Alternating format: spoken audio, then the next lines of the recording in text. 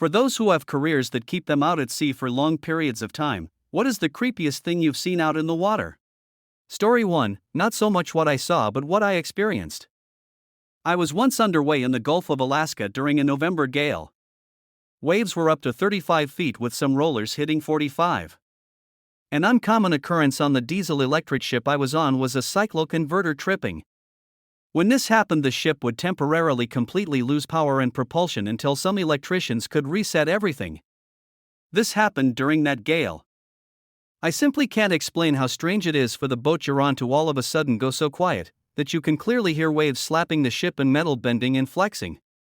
Knowing you're completely at the mercy of the sea. Knowing that if the ship lost its bearing and went beam to, there was a real possibility of capsizing. It's easy to forget when you're at sea that the only thing keeping you alive is a bunch of steel welded together. At that moment I was fully aware, and it humbled me. Thankfully, we trained frequently for this and had everything fired back up relatively quickly. Another time I recall was when the ship took a rogue wave. They are absolutely real, and I believe they account for a massive number of shipwrecks. It was late at night and I was on the bridge.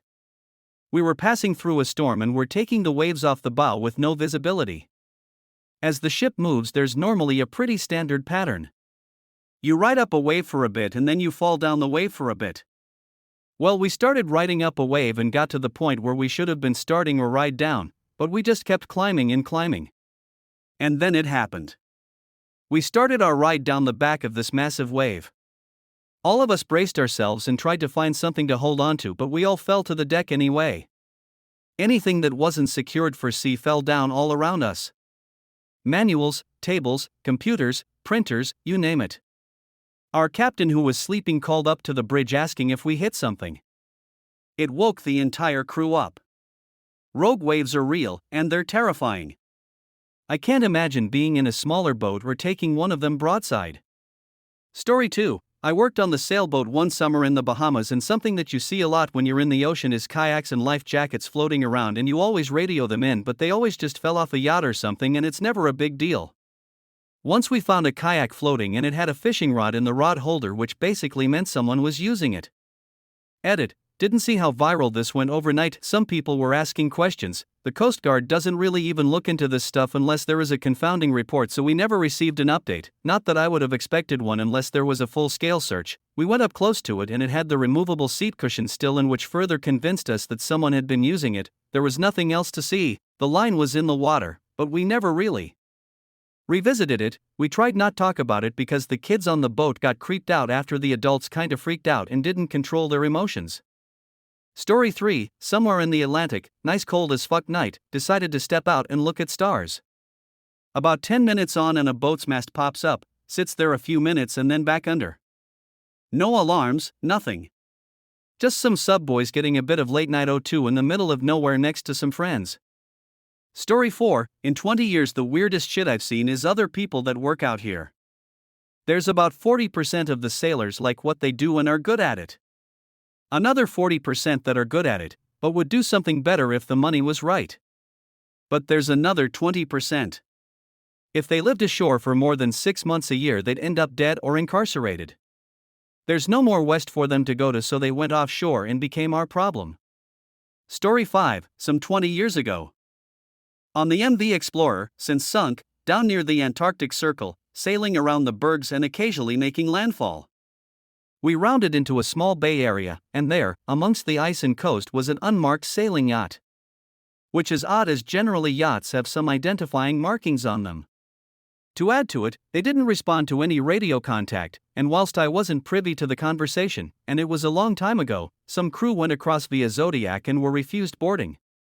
So basically a yacht, not a particularly large one, that was unmarked was hanging around in the inhospitable waters of the Antarctic and didn't want any help or contact.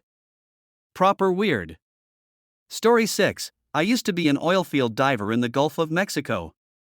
I'd say about 80% of the dives I logged were at night.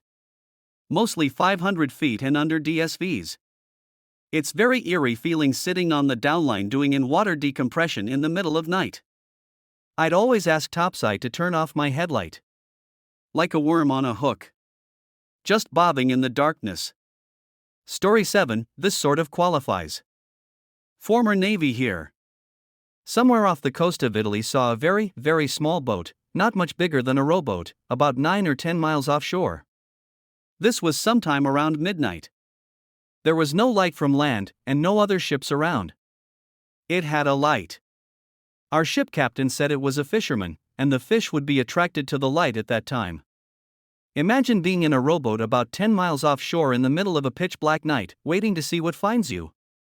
Story 8. I am a recreational sailor who travels for weeks at a time at sea. I once saw a flame on the water not 10 yards from me. Just freaking burning at midnight. Story 9. I was on a 32-foot speedboat and got caught by nightfall in between islands. No night lights on the boat, navigating using GPS and depth finder.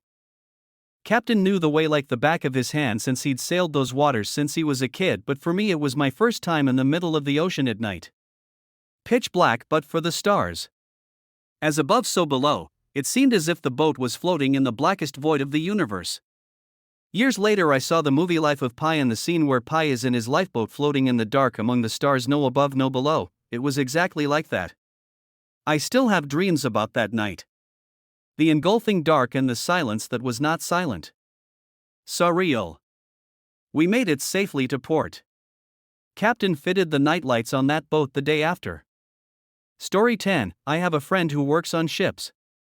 He said the single scariest thing he had ever seen was looking out a window and seeing a wave that he said looked like it was 100 meters high pass right by their boat and suddenly disappear.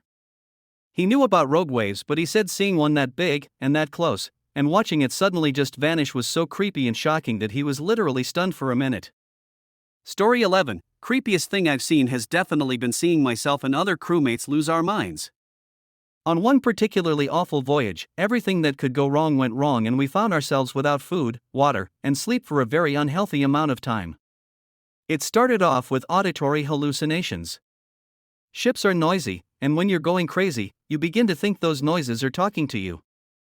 I heard children laughing, a choir singing, and creepiest of all, a particular splash sounded like it was calling my name from the sea. Combine that with visual hallucinations and then things get really terrifying. I was convinced we were in the desert at one point with sand all around us and mountains in the distance. Another crew member freaked out and told us we were about to run into an apartment building. The creepiest thing I saw was an all-black flying pig with red eyes on the bow. I think the scariest though was when someone was convinced we lost part of our crew overboard. It turned into a massive, delirious argument over where everyone was even though we were all accounted for.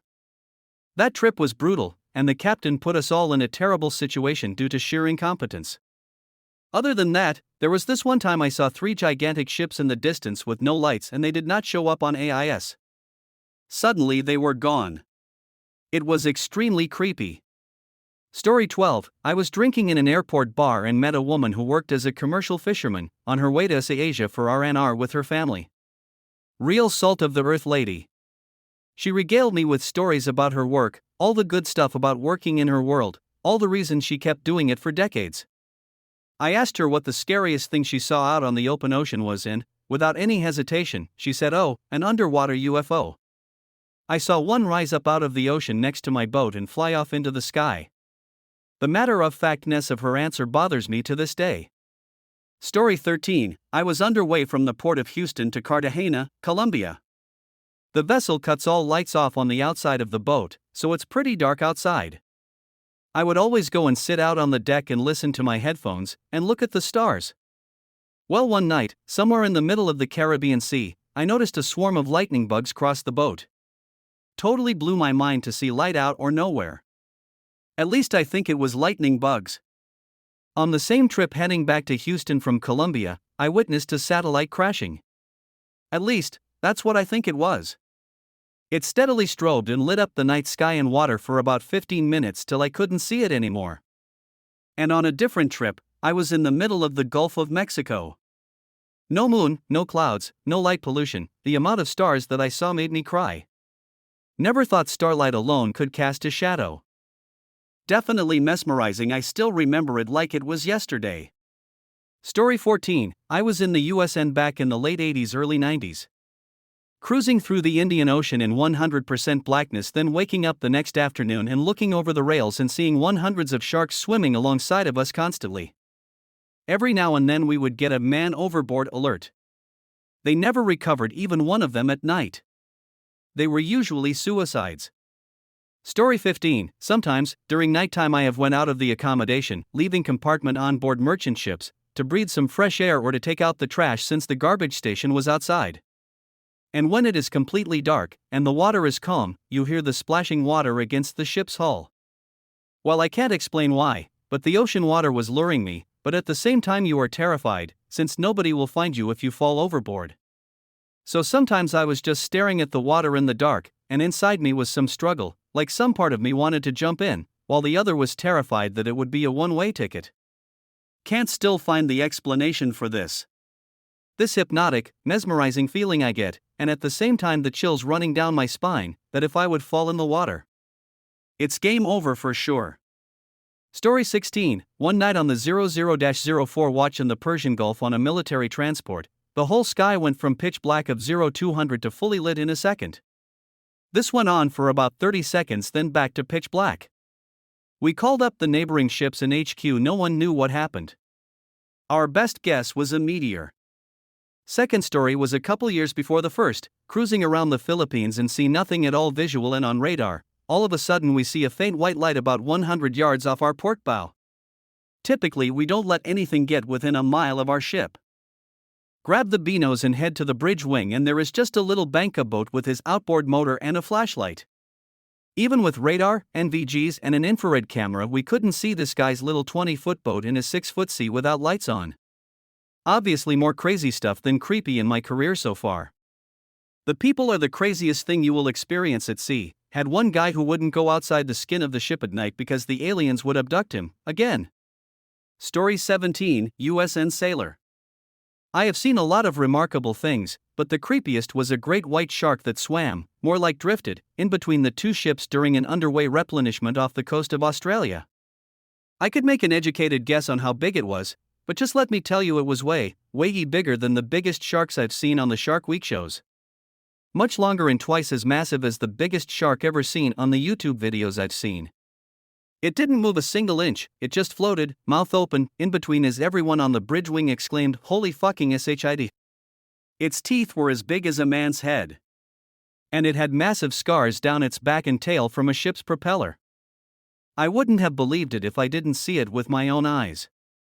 Story 18. Nothing too extensive like some of the stories here, but I worked as a tuna fisherman for a tiny bit, where I'd spend 3 to 4 weeks out at a time, taking around 3 days of 24-hour travel to get where me and one other person, the captain who was a 5th-generation fisherman, were fishing. So many stories of insane things that I could be here all night, but one was near the end of the season, and we pushed out farther than we should have, over 100 nautical miles, where we had no business being as a 37-foot trawler. And then were caught in a bad storm. I had barely enough time to, very carefully, board up all of the windows before the boat started scooping when coming down one of the 12-foot waves. The first third of the boat dives underwater before popping back up, only to travel up another wave and do it again, and again, as waves got larger and things got worse. Basically, the captain and I stayed the cabin, bracing ourselves with each wave, staring at the radar in hopes we could stay in the position of taking the waves head-on and avoid being capsized. After a few minutes, and the fear that this 5th-generation fisherman was exuding, I just accepted that I was going to die there, and the experience of that acceptance, and the event itself, had a profound effect on my perception and the way I've lived life afterward. We eventually made it out, and didn't say a lot to each other afterward. Lots of stories from that time, but this was the creepiest, I'd say.